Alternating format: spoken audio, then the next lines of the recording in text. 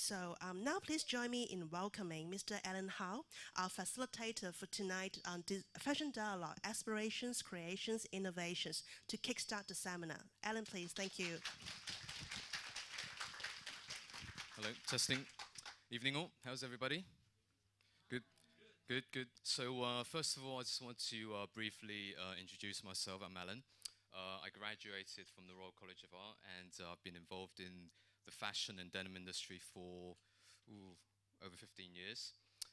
So these days I'm just involved as a consultant. I also teach as a trainer and also as a mentor as well. Okay, so enough about me. I'm going to now introduce our guests. First of all, Miss Natalie Gibson, who's come all the way over from the UK. Natalie, sorry, I'm just going to get my notes. Natalie is head of print at Central St. Martin's. And then also we have Professor Ray Manel. Professor Ray Manel is basically, he's developed a great passion for fashion illustration. And basically, he's also a graduate of St. Martin's, and he's got like over 35 years of teaching experience.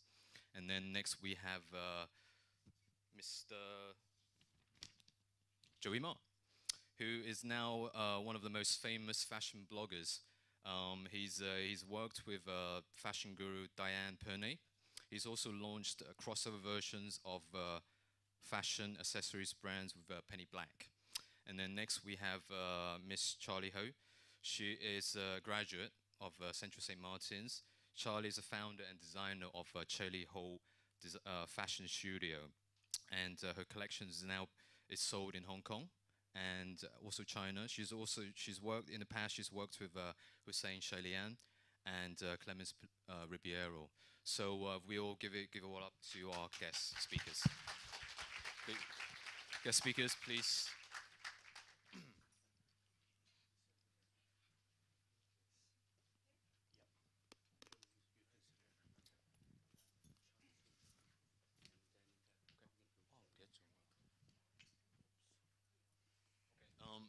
Also, apologies, Joanna Ho is not available to come to the fashion dialogue tonight because she's not too well. And Mr. Barney Chen will be here very, very shortly. Okay, so we apologize for that. Okay. Sorry? Yeah, yeah. Please pick up the mics, yeah.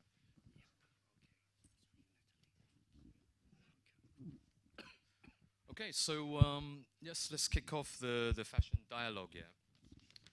So I think for ourselves as designers and also aspiring designers, one of the burning questions for us is to how to be consistently and yet innovatively inspired, and how to actually sustain these levels for our creativity, or if we're designing our own brand. Natalie, what are your thoughts on that? Wow. Well, I would say, can you hear me with this thing? Is it working? Is it on? Maybe it's not on. I think maybe you switch it on. Oh, is that better? Yeah. Oh, well, I think for one thing, you just have to walk around with your eyes wide open all the time, not just sit at home and watch television or the computer or whatever. You have to go out and about. Don't sit at home. Go to exhibitions, find out what's going on. Just use the place you're in. I mean, I live in London, so there's a lot to use there. And obviously, there's tons to use in Hong Kong. And it's inspiring, just your surroundings. Well, that's what I think inspires me. Looking at people, going to films, going to the ballet, lying in the park, anything, just look in your room, look out of the window, whatever. Just keep your eyes open. So is it easy to sustain that high level of creativity, Raymond? I mean, for yourself, how do you sustain that Well, level? I think that one thing is you don't sleep, all right, okay? Yeah, you Have got to your work eyes hard. open. And because, well, I'm a very, early bird, because when I say early bird, because I only go to sleep like 4 or 5 in the morning. And I always send emails to staff and so on, for that. But the thing is, actually what Natalie has said is true. Have your eyes open. I mean, when I actually, if I have to teach design, okay, I don't just look at design magazines, I mean fashion magazines. But the thing is, I also look at, architecture to get other inspirations because there's a lot of in architecture. You know, you have a lot of textures that you can think of, color combination, lines, constructions, everything there. So you know, you can after once you look at things more, then you will get inspired as well. You know. So it's kind of like about perception, isn't it, Joey? Yeah, definitely. Because I don't. My major wasn't in fashion. I actually studied economics. But then after helping my dad's business, and then I realized, your passion can change as you get older. And then I think for people who study fashion, art is really important. You don't just look at fashion magazines. I personally love to go to museums, get color combination inspiration and stuff like that. And like they said, architecture, like just go out. Don't just be open-minded. Don't always live in your own world because the world is really big. Like you have to open your eyes to see things. So, I mean, in terms of like, you just mentioned that you need to keep your eyes open. I mean, when you're doing research, what do you carry with you, like sketchbook, camera? Yeah, I actually like to take photos too, and then I love to, because I drive. I actually love to look at the landscapes and buildings, just get the lines and shapes. You and mean stuff. while you're driving, you actually Yes, exactly. I tried that last time. Not a nearly- good I example. tried that last time, nearly crashed. Charlie, how about yourself? I mean, in terms of obviously you have your own fashion design studio. So for yourself, I mean, you've been going on for a little while now. So for every season, how do you challenge yourself into consistently being inspired and creating wonderful, beautiful things? Um, uh, Hello, hello. Yeah, you can hear me. For me, just firstly, I think to keep yourself calm and try. You do research, but try not to have information overload yourself, and be open your mind and open your emotion to feel about the surroundings, like what they have mentioned before. But also, it's really important thing is that how you're feeling towards something. Because when you decide something, it's more about you. When two person look at the same thing, it can be comes out so differently. And what you're adding to it is really what you think.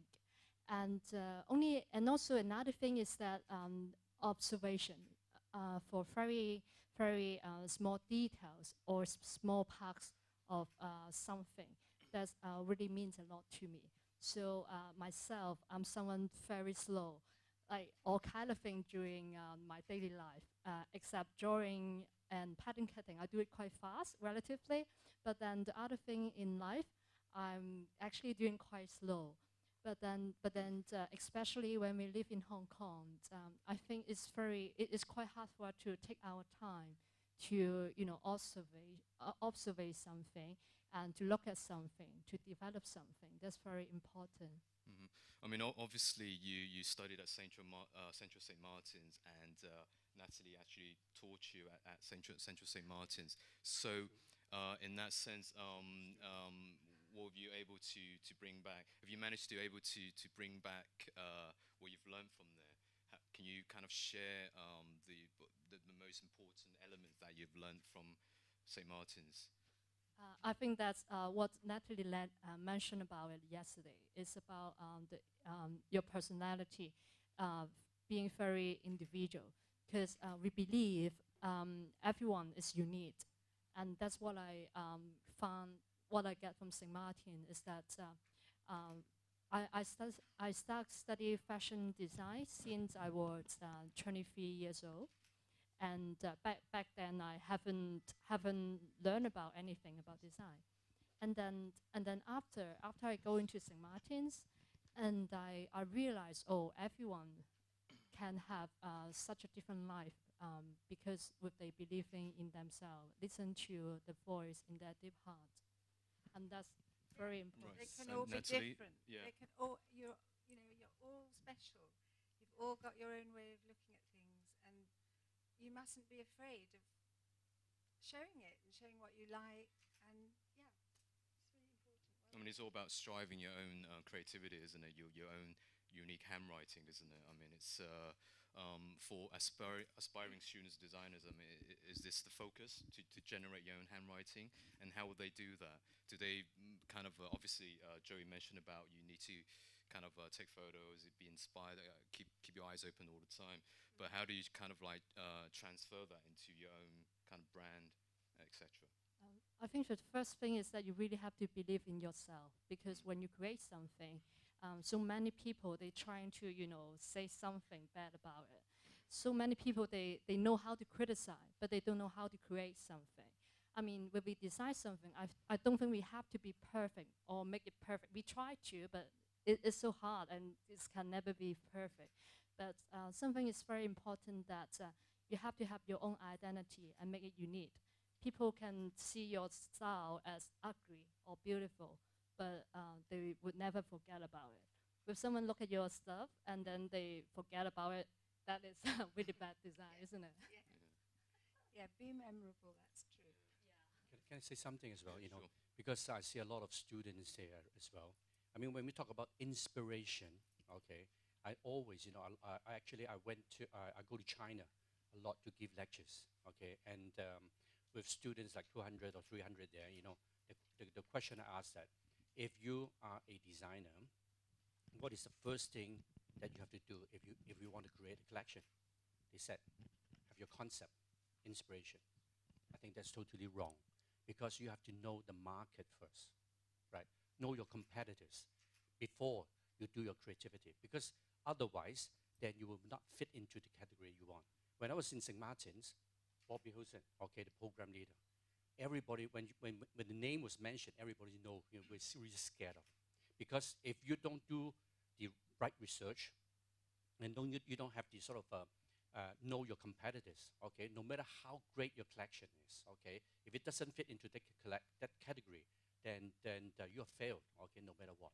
And I did it once, she, gave me a hard time.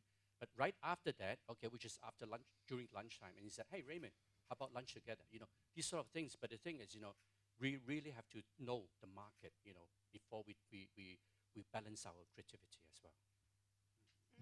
But you have to be sort of creative first. Yes. I mean, Mm-hmm. I mean, like for yourself, Joey. I mean, obviously, you made your name through fashion blogging. I mean, is this something that kind of applies to you as well in terms of understanding the market? You need to know sort of like prevalent market trends, or not, or is it kind of slightly different for yourself? Because now you've crossed over into design as well, haven't you? Yeah. Have you found making that transition kind of very progressive or Yeah, difficult, or any difficulties? definitely. Yeah, because I study business, so I always think about business when I do something. But for my blog, actually, it was a personal thing. Like I never thought like it could become, So big. people to look at it or whatever. Because I just post up photos of myself with my outfits. Never update the new information about what's going on with the trend and stuff. But then, like, I think once you start to design something, you really need to know about the business. Like, you have to calculate your cost. Like, you can't just like jump into it, And then, um, I think have to find the right balance about everything. So, yeah, I guess design and business, like you just have to find a good balance. Okay. So, I mean, Raymond touched on about sort of market forces as well, which leads me to the next question, really, because obviously inspiration and understanding market is key, but it's about striking that balance, really, isn't it? I mean, if you're working for, I mean, like myself, I've been in the industry for a while. I've worked for retail groups, designer brands, etc. So we maybe we are taught, or certain areas that we need to do a lot of market research, forecasting, etc. Do we download pictures, or do we, as Joey said, we go out and take photos? And then Raymond mentioned about architecture being inspired by different areas.